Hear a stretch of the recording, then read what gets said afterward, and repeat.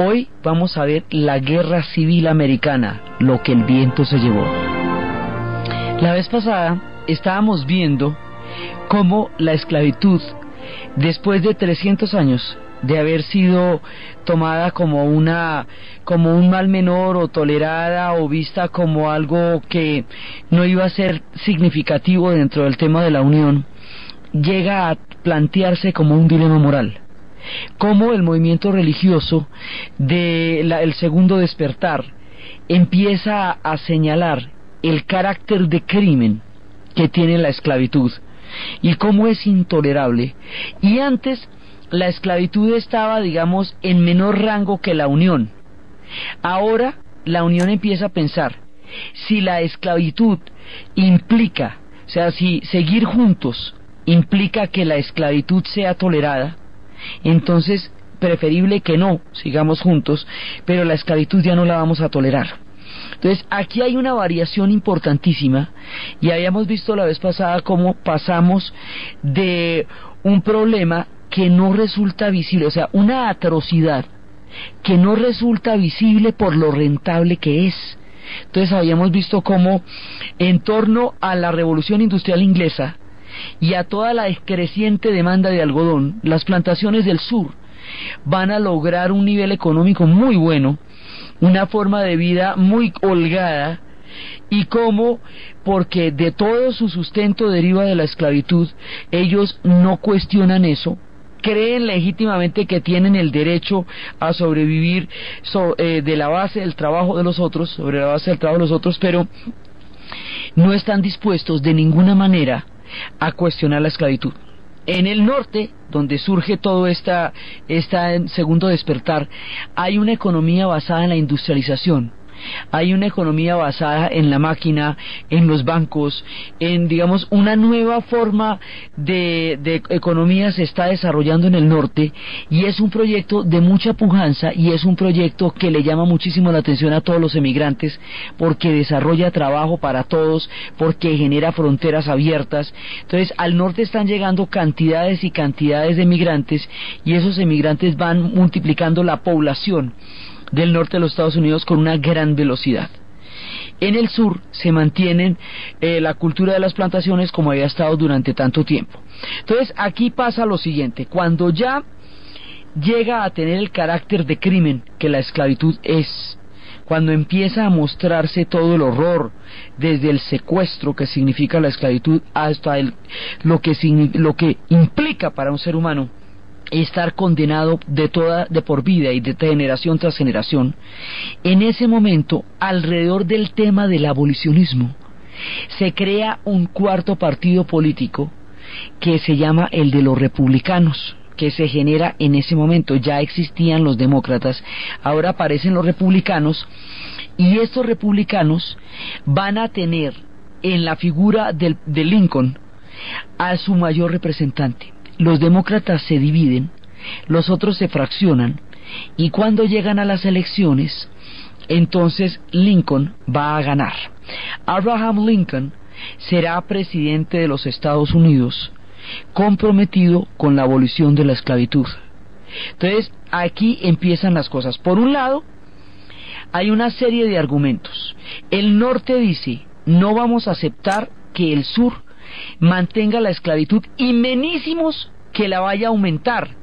Y decimos aumentar porque resulta que ellos querían expandirse por toda la frontera, por toda la costa, hasta llegar al Pacífico con la esclavitud. Ya en este momento de nuestro relato, Estados Unidos tiene las tierras que eran de México. Ya ha pasado este tiempo en que les quitaron todas las tierras de la Alta California, eso lo veremos en detalle, pero ya ha pasado. Entonces los del sur quieren expandir la frontera y llevar la esclavitud a los otros estados, en vista de que hay nuevos territorios. Entonces los del norte le dicen: eso no lo van a poder hacer, ni tenerla ni expandirla, eso no se les va a tolerar. Entonces ustedes no la van a poder tener, y además, como hay una raíz religiosa, entonces los del sur dicen: no, pero es que ustedes no nos pueden venir a impedir a nosotros que tengamos la esclavitud, no pueden decidir eso por nosotros, porque nosotros tenemos los mismos derechos que ustedes dentro de la Unión. Entonces ahí va a haber un caso que es emblemático Es un caso en el cual un señor tenía un esclavo que se llamaba Scott y duró con él un poco de tiempo. Él era del sur, pero fue al norte, y en el norte vivió un poco de años y estuvo en varios estados del norte, y luego regresó al sur con su mujer. Después murió, y al morir le dejó sus esclavos a su mujer. Entonces Scott lanza una demanda diciendo que él debería ser liberado porque él estuvo viviendo en los estados del norte, y la gente que vive en los estados del norte no puede ser esclava, porque en el norte está prohibida la esclavitud. Entonces este caso se va a llevar ante los tribunales, y el fallo del tribunal es absolutamente aterrador. El fallo del tribunal es que él, como negro, no tiene derecho ni a la demanda ni al voto porque no es ciudadano. O sea, que ni siquiera el derecho a presentar una demanda le asiste porque no es un ciudadano. Entonces en la leguleyada le desconocen todos los derechos. Entonces Abraham Lincoln dice: no, momentico, no me la monte de leguleyadas, esto es una crueldad infinita. ¿Cómo así que aquí hay gente que no tiene ninguna posibilidad de representación ante la ley? Y nosotros decimos que esta es la tierra de la igualdad de oportunidades. Esto, mire, éticamente esto no se sostiene. Así ustedes tengan leyes que lo justifiquen. Entonces se va empezando a abrir una fisura ahí alrededor de este tema, y esto se va mezclando con el tema de las autonomías. Si el sur es autónomo en sus decisiones, o si tiene que obedecer al norte, cosa que ellos no han pensado. Entonces aquí se van abriendo grietas, de manera tal que la sola elección del presidente Lincoln va a hacer que el estado de Carolina del Norte entre en rebelión. Entonces dice: nos separamos de la Unión. Entonces Lincoln les dice: no, señores, ustedes no se pueden separar de la Unión porque esto es un solo país. Si ustedes se separan de la Unión, yo los declaro rebeldes, los declaro insurrectos y los voy a combatir. Les voy advirtiendo. Así que esa vuelta no me la van a hacer. Entonces los estados, ellos empiezan a decir que se mantienen en rebelión, por eso es que se les dice rebeldes, y que por lo tanto ellos declaran que están, digamos, si eso los lleva a la guerra, los va a llevar a la guerra. Entonces de ahí en adelante otros estados se van a unir a la rebelión de Carolina. Esos estados son Arkansas, Tennessee, Alabama, Georgia, Carolina del Sur, Texas, Luisiana, Florida, y el punto nodal de nuestro conflicto, Virginia. Porque es que Virginia es parte de la Unión Palau y Lao. Digamos, en Virginia está entre el sur y el norte, es como el límite. Entonces le van a pedir al general Lee que por favor integre y comande las tropas de los Estados Unidos contra la rebelión del sur. El general Lee es de Virginia, y él dice: yo a la final lo que tengo que hacer es velar por los intereses de Virginia. Si usted me pide a mí que yo me meta contra mi propia gente, yo no puedo hacer eso. Entonces me rehúso a comandar las tropas del norte contra la gente de Virginia, porque la autonomía de los estados está en juego acá. Entonces ese general Lee va después a ser convocado por la gente de Virginia para los estados del sur, y ahí sí acepta, y su brillantez militar, pues el sur va a tener unos generales muy brillantes, hace que la guerra se prolongue un montón más de lo que se necesita y se vuelve una carnicería terrible. Toda su pericia sirvió para prolongar la agonía de lo que fue esta guerra de secesión. Entonces Virginia se parte, hay un pedazo sigue con la Unión y otro pedazo apoya a los del sur, y quedan dos capitales: la capital del norte, que es Washington, y la capital del sur, que es Richmond, que es la capital de Virginia propiamente dicha. Entonces, con el pretexto de un ataque, porque aquí empieza, digamos, a fraguarse la guerra. Entonces hay generales que tienen que escoger los bandos. Si usted escoge el bando, se va para el sur y ya quedamos en el sur. Y hay otros fuertes, como eso hay una cantidad de fuertes, hay otros fuertes que tienen que entregar las armas, porque ya vamos a, digamos, armarnos a crear un ejército. Entonces hay un momento en que un fuerte que se llama el fuerte Sumter es bombardeado, es atacado por la fuerza confederada, y el fuerte pertenece a la Unión. Al ser atacado por la fuerza confederada, entonces inmediatamente el presidente Lincoln declara el estado de insurrección y reclama el reclutamiento de 75,000 voluntarios para proteger la Unión, y se le aparecen 95,000, y ahí estalla la guerra de secesión. ¿Qué es la guerra de secesión? Es una guerra civil que sucedió en los Estados Unidos entre 1861 y 1865. ¿Quiénes se enfrentaron? Se enfrentaron los estados del norte, que pertenecen a la Unión, porque estamos hablando de la unión del país entero que se había formado a lo largo de este relato, y se van a enfrentar contra los 11 estados que piden separarse de la Unión y crear otro territorio, otro país, que se llaman los confederados. Estos confederados, que son los del sur, tienen una bandera que es sobre un fondo rojo, una cruz azul con el número de las estrellas del estado. Esa es la bandera confederada. Entonces cada vez que usted vea eso en las películas, esa es la bandera confederada. En un principio tenían el mismo uniforme porque no es que eran del mismo ejército, entonces se cascaban y eso nadie sabía quién ni cómo. Luego los del sur van a tener un uniforme gris. Entonces, en toda la mano de películas que usted va a ver, los que tienen uniforme gris con la bandera cruzada de una X azul con estrellas sobre un fondo rojo, esos son los del sur, los confederados. Ellos son los que están defendiendo la esclavitud y la cultura de las plantaciones, pero también la autonomía, porque hay unos que, por ejemplo, no son esclavistas, ni como Texas, que no es esclavista, pero sí se mete porque quiere formar parte del sur. O Luisiana, más que por el tema de la esclavitud o no, es porque como a ella se la compraron a los franceses sin comerlo ni beberlo. Entonces Luisiana dice, aquí pues, por lo menos yo aquí tengo una cierta autonomía. Si el norte gana, yo no tendría ninguna, entonces yo pues me meto aquí. Hay unos, o Florida, por ejemplo, estados que no tienen que ver directamente con la esclavitud, tienen mucho más que ver con el hecho de que apoyan la unión, la confederación. Entonces, la autonomía del sur. Entonces, estos del sur somos los que llamamos los confederados, los de gris con la bandera. Los de azul, con una bandera de estrellas y barras, que después sería la bandera de todo el país, esos son los del norte.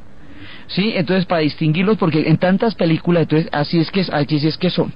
Y se van a enfrentar por el tema de la esclavitud y por el tema de la autonomía del sur. Y el sur va a desarrollar su propio dinero, que es el dinero confederado, y el norte va a desarrollar su proyecto de industrialización, y se van a cascar hasta que se acaban.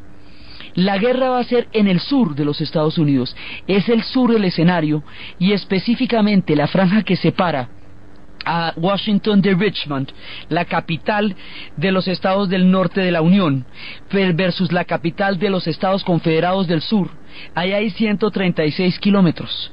Esa es la zona de mayor voltaje, de mayor intensidad bélica que se va a dar en todo el conflicto. Y esto va a durar 4 años. Ahora, una guerra civil es uno de los conflictos más dramáticos que un pueblo puede tener porque divide lealtades. Entonces, muchas veces se dio el caso de que hermanos pelearon en bandos distintos. Divide lealtades quiere decir que entre las propias familias va a haber fisuras, va a haber rupturas. Una guerra civil es una de las cosas más pavorosas que le puede pasar a un pueblo porque ataca los sentimientos mismos de la gente, de sus familias, de sus vecinos, de todo el entorno, y lo rompe por la mitad. Es el conflicto más grave que los Estados Unidos han tenido a su interior a lo largo de su historia, y como es tan grave y como tiene unas consecuencias tan dramáticas para ellos, le han metido miniseries y le han metido películas, todas las que usted quiera. Entonces, porque para ellos, digamos, ellos tienen la percepción de la gravedad que esto significó para ellos y de las consecuencias. La guerra es en el sur, no es en el norte. Los estados del norte van a seguir una vida relativamente normal, y incluso va a haber elecciones, va a haber toda clase de situaciones normales. En el sur sí se va a dar la batalla, y es el sur el que va a quedar arrasado. Y a todas estas la población negra, bien gracias, la población negra no va a poder pelear por su propia independencia, y ahí empezamos a complicarnos, porque resulta que ellos en el norte, donde se está peleando por la abolición de la esclavitud, aún siguen dentro de las tropas, trayéndoles el agua, pelándoles la papa, haciéndoles los oficios, pero no combatiendo, O sea, no se les confiere la dignidad de un combatiente. Solamente un regimiento, que era de una película que habíamos hablado, que se llama Días de Gloria, solamente ese regimiento pudo combatir y tuvo que inmolarse para que les confirieran el derecho, aunque fuera solo a ellos, de pelear por un asunto que es su propia libertad. Entonces, tienen estos oficios que no son los soldados. La guerra se considera entre caballeros, se considera en el honor del norte y el sur, y aquellos precisamente por los cuales se ha dado todo esto no están metidos donde tienen que estar metidos, peleando por la libertad de ellos, y en el sur son esclavos. Entonces en el sur están, pues hay unos que apoyarán a la gente con la que crecieron y hay otros que no, sí, pero no pueden tener una participación activa, casi que están esperando detrás del telón a ver cómo resuelve la historia y este conflicto lo que va a ser su destino. Entonces ellos son prácticamente convidados de piedra en lo que va a afectar el resto de su historia en ese país, que es el resultado de la guerra de secesión. También pasa que hay estados esclavistas que se van a mantener dentro de la Unión a pesar de ser esclavistas, que es el caso de Missouri, el caso de Kentucky, el caso de Maryland, el caso de Delaware, ¿sí? Y el caso de Kansas. Kansas también va a ser uno de esos estados. Ahora, ¿qué pasa con ellos? Ellos, formando parte de la Unión, tienen al interior de sus propios estados gente que es partidaria de la esclavitud y que se opone furiosamente a la Unión, así que tienen pequeñas guerras internas dentro de la gran guerra civil. Entonces hay unas especies de guerrillas que va a haber dentro de esos estados, que son aquellos que consideran que no están de acuerdo con que el Estado pertenezca a la Unión. Entonces hay casos, por ejemplo, en que se iban a la votación de un Estado para cambiar la correlación de los votos. El trasteo de votos que llaman, de eso todo el mundo sabe que se está hablando de eso. Trasteaban votos a ver si lograban que el Estado votara por la secesión. Secesión significa separación, ruptura, escindirse de. La secesión significa el que arma otro parche aparte del país donde estaba. Por eso es que la guerra se llama la Guerra de Secesión Americana, pues básicamente una guerra civil. Entonces, uno de esos estados que tiene el trasteo de votos, viendo a ver si logran cambiar la correlación de fuerzas y hacer que la votación los lleve hacia el sur y no hacia la Unión, es el estado de Kansas. Hay los que se mueven a Kansas. Entonces hay toda esta cantidad de matices.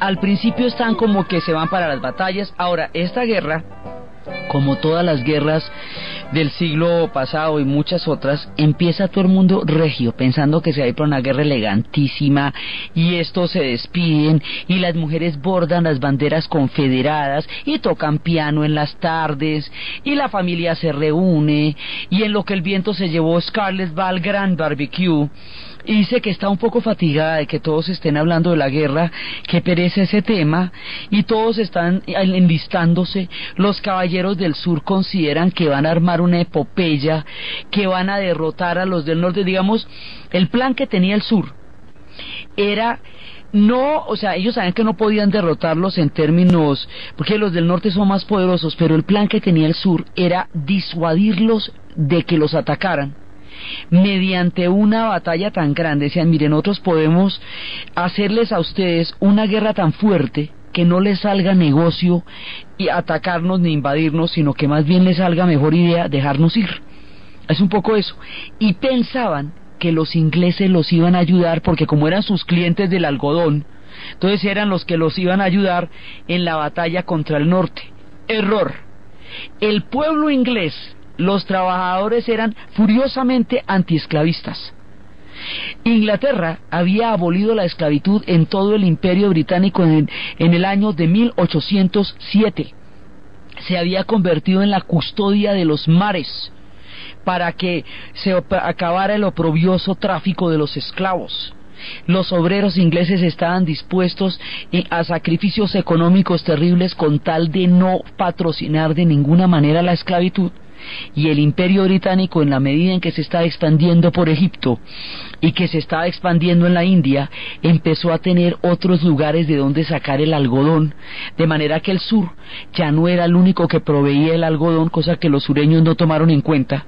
La otra posibilidad era que los franceses, que estaban invadiendo México en el tiempo de Maximiliano y Carlota, de toda esta historia delirante que contamos en el momento en que estábamos en la historia de México, de repente les dieran una manita ya que estaban ahí al lado. Los franceses fueron derrotados, los ingleses no iban a apoyar. Ahora, los ingleses estaban viendo de todas maneras si el sur podía ganar, a ver qué pasaba, porque la otra que se jugaba el sur era: si nosotros los convencemos de que podemos ganar, de repente nos apoyan. Pero ninguna de esas cosas iba a suceder. Entonces el sur se la juega a eso, piensa que puede tener con qué hacer este balance de poderes, y se lanza a la guerra con su cultura caballeresca. Además, ellos pensaban que como ellos son gente de a caballo y son gente cazadores y todo eso, que ellos eran hombres más aptos para la guerra. Los del norte les parecían banqueros, les parecían señoritos, no les parecía gente capaz de enfrentarse en un campo de batalla, y sentían que su cultura era una cultura superior, era una cultura de linaje, de abolengos, de refinamientos y de toda clase de cosas, porque ellos eran terratenientes y los otros lo que eran era industriales. Entonces hay una arrogancia, una subvaloración de las fuerzas del norte. Ellos piensan que como ellos son tan titinos y se sienten tan sensacionales, iban a rápidamente, digamos, a demostrar la casta en el campo de batalla. Tuvieron generales brillantes, y esos generales tan brillantes, el general Lee y Jackson, esos generales van a hacer que las batallas sean muy sangrientas. Entonces se van los del sur con su uniforme gris, con sus guantes, con todas sus historias de barbecue y todo eso, y se van convencidos de que esto va a ser un vals, mejor dicho, que la guerra va a ser gallarda. La guerra no es gallarda, y esta va a ser un asco. Se van a meter en una carnicería, la cosa más espantosa, porque están pensando en guerras como las del siglo. Siempre hay una norma en la historia que dice que todo el mundo pelea esta guerra como se ganaba la anterior. Entonces ellos pensaban que eso era como la guerra anterior. No, esta tiene artillería, rifles de repetición, esta tiene cañones, esta tiene bayonetas, esta tiene pistolas. Hay una serie de armamento fruto de la sociedad industrial que tiene una capacidad de masacre enorme. Ya hay ametralladoras. Entonces esto va a ser una cosa parecida a la Primera Guerra Mundial, pero la Primera Guerra Mundial, como Europa es chiquita, entonces se estanca en las trincheras. Estados Unidos es mucho más grande, entonces se expande en campos inmensos, pero se matan lo mismo, se matan exactamente lo mismo. Entonces esto se va volviendo una cosa horrible, porque nadie se imagina la capacidad de fuego que van a tener. Y además el sur empieza a tener el problema de que no tiene suministros. El norte va a bloquear al sur, lo va a aislar, le va a crear un cerco económico, y el sur, como es una cultura de plantaciones, ¿de dónde va a sacar el poder industrial que el norte, por su característica de ser un proyecto industrializado, sí tiene? Ellos creen que los del norte no tienen suministros porque los del sur se están moviendo por los ríos, por tal que los del norte ya tienen el ferrocarril. Y eso es a otro precio con el ferrocarril, porque llegan todos los suministros. La compañía Pinkerton, la agencia Pinkerton, que fue contratada para dar información acerca de la guerra, como en todas las guerras, empieza a utilizar la información como parte del conflicto, exagerando el poder del sur para hacerse creíble. En todas las guerras hay que exagerarla el poder del enemigo, porque si no, qué gracia. Usted tiene que mostrar al otro malo, malo, malo, para que usted se justifique la chanfa suya, ¿me entiende? O sea, la vuelta que fue a hacer. Entonces eso lo hacen en todas las guerras. La exageración del poder del enemigo es uno de los primeros ingredientes en la guerra de las noticias. Entonces los del norte piensan que los del sur son unos ejércitos enormes, resulta que la población es diferente y es mucho menos, y mientras pasa el conflicto siguen llegando inmigrantes, sigue creciendo el norte y el sur no. Entonces esta guerra, como por el nivel de pericia de los sureños, se prolonga tanto y las batallas son parejitas, cada una de estas batallas se nos van yendo de a 20.000 de un lado y 20.000 del otro, y se vuelven unas verdaderas carnicerías, y todos esos hermanos de bandera bordada y tardes de piano, y todas esas madres del sur que despidieron a sus hijos, toda esa gente va a morir. Toda esa gente va a morir a la lata. Ahora, hay otro problema que tenemos para entender esta guerra, y es que las batallas las llaman diferentes los unos que los otros. Unos llaman a las batallas de acuerdo con el río que esté más cerca del lugar donde se presentó la batalla. Otros la llaman de acuerdo con la ciudad que esté más cerca del campo de batalla. De manera que hay unas que se llama la batalla de Bull Run, pero otros la conocen con el nombre de Manassas, ¿ve? Eso hace que sea tan difícil seguirlas. Hay una que sí tenemos muy clara, que fue la definitiva, que fue la de Gettysburg. Pero hay una confusión en los nombres porque cada uno la llama de una manera distinta. Y al principio había un montón de uniformes distintos u otros que eran exactamente iguales, por eso es tan confusa para seguir en las miniseries. Pero esto se va a volver una porquería, y ese va a coger un nivel de degradación y no va a tener nada de gallardo, porque esto se va a volver cada vez más terrible, se van desatando cada vez más los odios y empiezan a mostrar cómo la guerra no tiene nada de chévere y empieza, digamos, nada de heroico, sino que esto es una cosa terrible lo que empieza a pasar. Y entre chiste y chanza, entre una batalla y otra batalla, en estos 4 años se van a echar 1 millón de muertos. O sea, esto es un montón de gente, una generación casi, la que va a morir en estos campos de batalla que les parecían tan gallardos y tan llenos de buenos motivos. Entonces muchos de esos niños no regresan a sus casas, una legión entera de mutilados van a quedar. Esta es una guerra de gravísimas proporciones en términos de la población, en términos de los heridos y en términos de las consecuencias. Y en la utilización de las armas modernas prefigura la barbarie que se presentará en la Primera Guerra Mundial. Lo que pasa es que nadie todavía intuye o imagina la dimensión de lo que está empezando a pasar acá, que son las guerras modernas. Y las guerras modernas son carnicerías a gran escala, y esta es una de esas primeras, donde toda esa cantidad de juguetes bélicos van a terminar mutilando cantidades de gente. No, esto sin anestesia, sin cloroformo, esto errando gente en el frente, bueno, como eran las cosas en ese momento, que era serruchando a los heridos. Esto es una cosa terrible. Entonces la guerra se va descomponiendo, se va haciendo cada vez más grave, hasta que ya hay un punto en que, bueno, Lincoln durante el tiempo de la guerra lo que va a hacer es que declara la abolición de la esclavitud. La esclavitud queda prohibida en todo el territorio de los Estados Unidos. Eso no quiere decir que los del sur lo vayan a cumplir, quiere decir que la ley de la abolición de la esclavitud se pronuncie finalmente. Esa ley de la abolición de la esclavitud es la que le va a dar a Lincoln la reelección, y es donde por primera vez la historia empieza a cambiar esta condena de 300 años que había pesado sobre el pueblo africano, sobre los pueblos africanos, en el caso de los Estados Unidos. En Inglaterra fue en 1807, en Estados Unidos se produce durante la guerra de secesión, en el Brasil va a durar 80 años más. Es una historia durísima hasta que estas leyes prohíban y acaben con el oprobio de la esclavitud. Primero en el norte no hay, pero ya la ley está hecha, y en el sur, ya con esta ley, ya de ahí en adelante va a quedar proscrita. Entonces, la idea es que ahí es cuando empiezan a correr hacia el norte, porque también decían que si corrían hacia el norte los perseguían, los podían perseguir y los podían traer.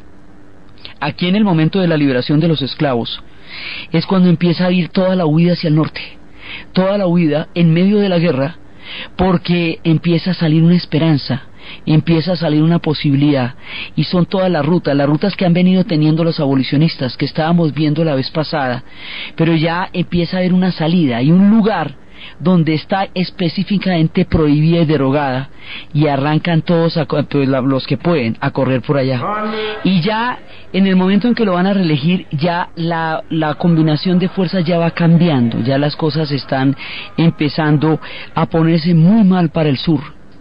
Y hay un momento en que Sherman decide atacar Atlanta. Hay un momento en que ya empiezan a ganar las batallas los del norte, y aparece un gran general, después de que había habido un montón de errores militares. Ese gran general se llama el general Grant, y va a dar un resultado militar enorme. Entonces lo acusaban de borracho, y cuando le fueron con las quejas a Lincoln de que Grant era un borracho y se la pasaba tomando whisky, Lincoln inmediatamente dijo: hágame el favor y de ese whisky me le da a todos los generales, porque si los resultados son esos, necesito que a todos les den ese whisky. Por eso se llama así, Grants. Entonces dice: no, si ese es el chisme, que me les den whisky a todos, porque el hombre lo que está logrando es la victoria.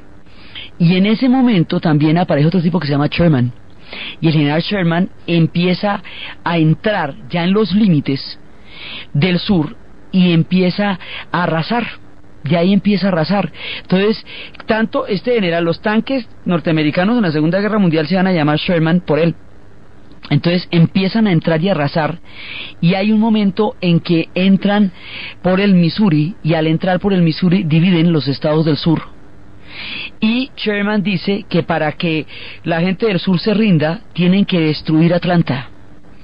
Y llega Atlanta, la capital de Georgia, y llegan y destruyen Atlanta. Atlanta queda en fuego. Cuando destruyen Atlanta, ahí es cuando destruyen el mundo de Scarlett O'Hara.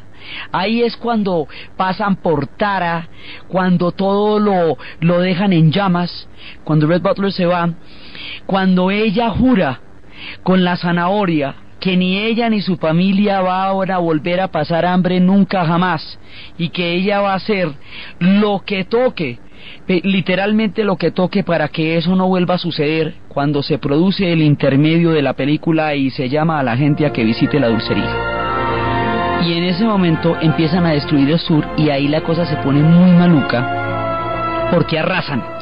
Arrasan quiere decir saquean, violan a las mujeres, queman las casas, los cultivos, se toman las casas, o sea, todo lo que hacen los ejércitos victoriosos. No hay nada más indigno que un ejército victorioso, porque se siente con el derecho de acabar con el otro. La guerra se ha degradado, los odios se han hecho más duros, y la gente del sur va a sufrir el pillaje y la actitud de los ejércitos del norte, y es ahí, en ese momentico, donde se nos crea la herida.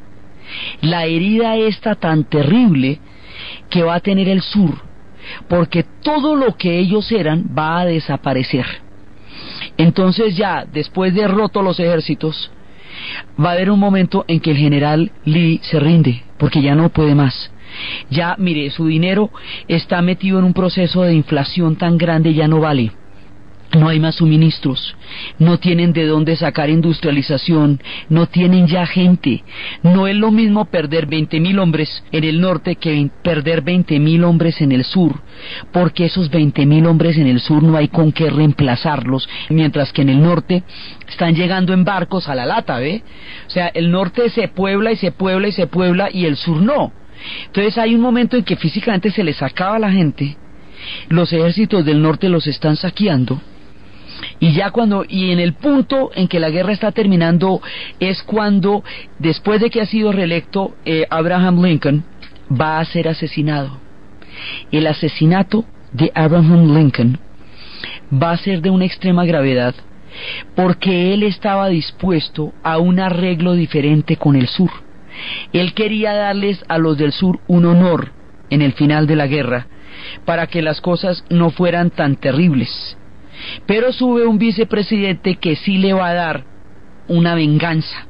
Entonces es el final de la guerra, no es, digamos, un amnisticio, no es un acuerdo, no es un convenio, es el fin del sur, y es un fin deshonroso, humillante.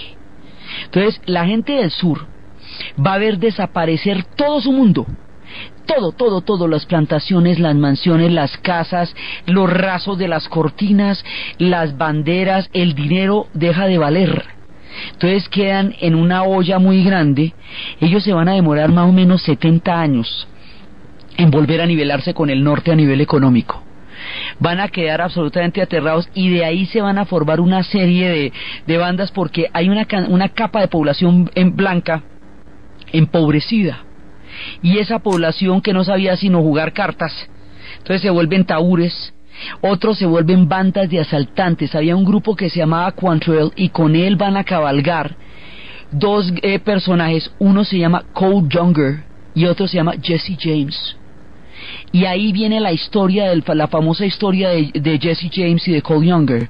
Habrá una película que se llama La Cabalgata Infernal, dirigida por Walter Hill, donde hacen el cruce de que todos sean hermanos como eran en la vida real. David Carradine, Kit Carradine y John Carradine, todos van a hacer el papel, Richard Carradine van a hacer el papel de los Younger, y Stacy Keach y el hermano de él van a hacer el papel de Jesse y Frank James. Entonces empiezan a crearse esas bandas, se va a formar toda una nueva temática en las historias de vaqueros, porque estos se van a volver los forajidos que van a empezar a robar bancos y van a empezar a asaltar, porque quedaron totalmente desarticulados. Otra gente no se va a rendir, van a seguir por ahí en la mitad de la pelea. A esos son los que se les sigue llamando los rebeldes, que ya aparecen ya todos deshilachados, con el uniforme gris ya vuelto nada, por ahí armando tropel donde quiera que puedan. La guerra ya se perdió. Entonces, ¿qué pasa? Que el sur pierde absolutamente todo, inclusive como la guerra fue en su territorio, no en el norte, porque es que la guerra, cuando a usted le toca en casa, es cuando es el horror, porque destruyen su mundo. Cuando la guerra es ajena, usted simplemente manda a las tropas, es otra cosa. Entonces, la destrucción absoluta y completa del sur es literalmente la razón por la cual la novela de Margaret Mitchell, llevada al cine por David O. Selznick, lleva el nombre de Lo que el viento se llevó, porque de ahí no quedó nada.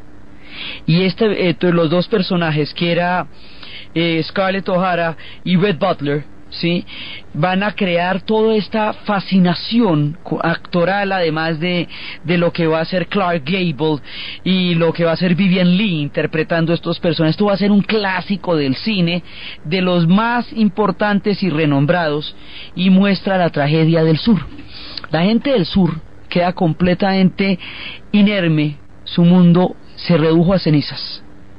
¿Y a quién van a culpar de su desgracia? A las comunidades negras. Son las comunidades negras las que van a terminar pagando las consecuencias de la profunda herida que tiene el sur.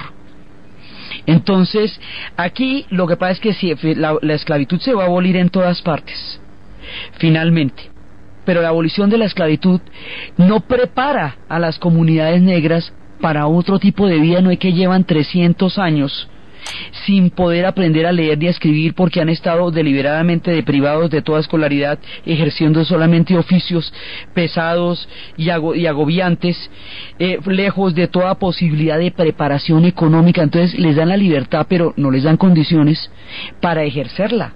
Por un lado, los ejércitos del norte van a estar en calidad de fuerzas de ocupación 10 años dentro de los territorios del sur, lo que significa que los del sur se van a sentir invadidos, profanados en su propia casa, de acuerdo con las motivaciones religiosas que uno y otro bando esgrimían como una guerra que tenía todo el aval del Señor. Cada uno de ellos tenía un discurso religioso que avalaba el por qué estaban peleando allá y cómo el Señor estaba con ambos. El Señor tuvo mucho trabajo en esos días porque ambos le rezaban parejo.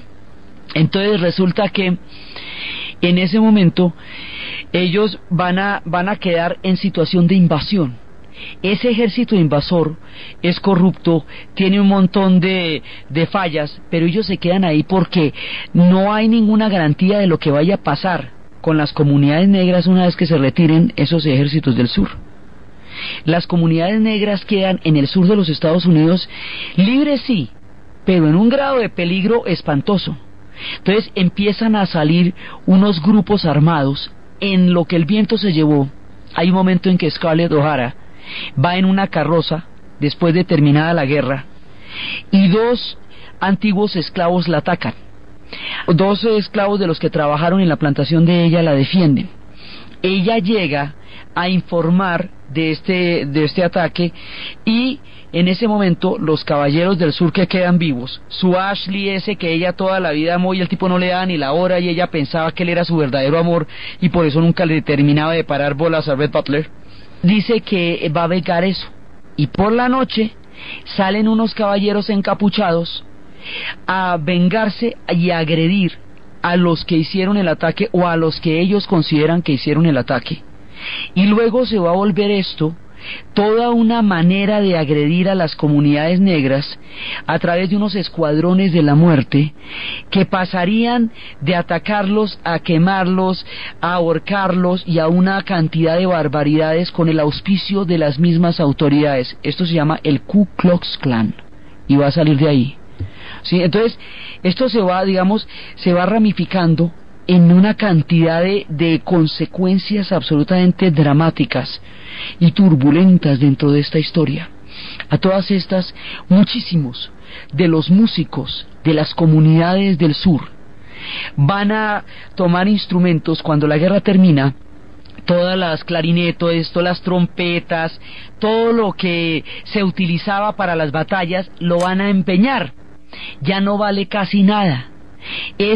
Todo eso que está en las prenderías va a ser tomado por las comunidades negras para añadir a su música, a la guitarra de Memphis, a los banjos, toda una cantidad de vientos, y empiezan a moverse la mayoría, los que pueden, hacia Chicago.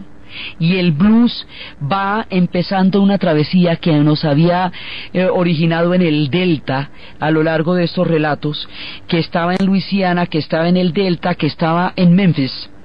Ahora se va a desplazar hasta Chicago, y Chicago se va a convertir en la meca del blues y del jazz en el momento en que termina la guerra de secesión, y la historia musical se enriquece con los instrumentos de viento y con la llegada, el aire fresco y la sonoridad que Chicago le va a dar a esta música.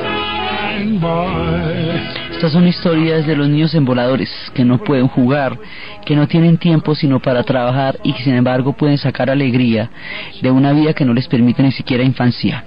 Entonces, las comunidades negras aquí quedan en un peligro muy grave. Por eso estábamos diciendo la vez pasada que el fin de la esclavitud todavía no es ni mucho menos el fin del largo calvario de estos pueblos, porque en el momento en que se vayan las tropas del norte, ya había todo un grupo de escuadrones de la muerte que era el Ku Klux Klan que los estaba atacando de facto. En el momento en que se vayan ya abandonen las tropas del norte los estados del sur, va a crearse un paquete de legislaciones sobre la base de separados pero iguales, que se conoce como el Jim Crow System, que es Crow es por el color de la piel de los cuervos. Y esto va a hacer que se segregue totalmente. Ahí es cuando empiezan las segregaciones en las bancas de los parques, en los colegios, o sea, todos los derechos que el final de la guerra de secesión le da a la comunidad negra, los blancos se los van a quitar, haciéndolos inoperantes, como en el caso del voto, que decía que sí podían votar pero tenían que pasar un test de alfabetismo, y como no podían pasarlo porque no estaban escolarizados o las escolarizaciones eran muy precarias y segregadas, entonces pues en la práctica ese derecho no existía. No tiene ninguna preparación. La libertad no vino acompañada de condiciones reales para trabajar de una manera diferente. No hubo preparación, no hubo capacitaciones, no hubo cómo nivelar 300 años de esclavitud versus un mundo en el cual ellos salían a ganarse su trabajo, su vida. Entonces ellos van a quedar en un limbo ahí. Y cuando este paquete de legislación entre en vigencia, en el sur se va a dar un estado de oprobio contra la raza negra, que se van a considerar chivos expiatorios de toda la herida, el dolor y la tragedia que el sur ha vivido, y esto se va a prolongar hasta el movimiento por los derechos civiles de Martin Luther King, hasta cuando le toque decir yo tengo un sueño, hasta cuando empiece a marchar en Atlanta y en Alabama, hasta cuando haya que hacer una gesta gigantesca para desegregar el sur.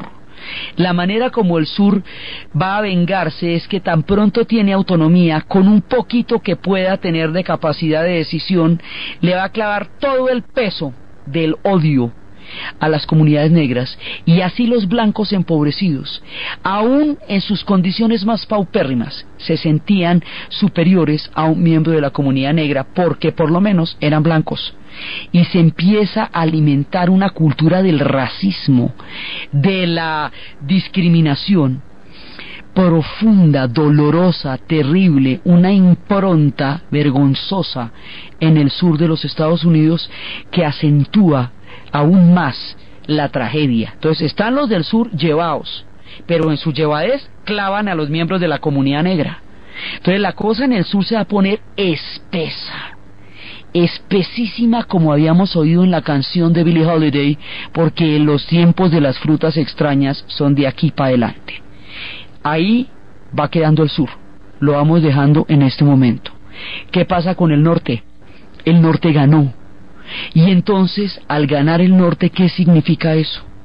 ¿Cómo es que el proyecto industrial del norte va a cubrir todo el país? ¿Y cómo es que se va a formar el tiempo de pujanza y desarrollo de ellos alrededor de la expansión de todo el proyecto del norte sobre los Estados Unidos? Eso es lo que vamos a ver en el siguiente programa. Entonces, desde los espacios de lo terrible de una guerra civil, de los conflictos de lealtades, de la lucha por la abolición de la esclavitud, de las razones históricas, de la tragedia de las comunidades negras, del sur arrasado, del norte industrializado y de las mareas y los vientos terribles de la historia en el tiempo de la guerra de secesión, en la narración de Ana Uribe, en la producción de Ernesto Díaz, y para ustedes feliz fin de semana.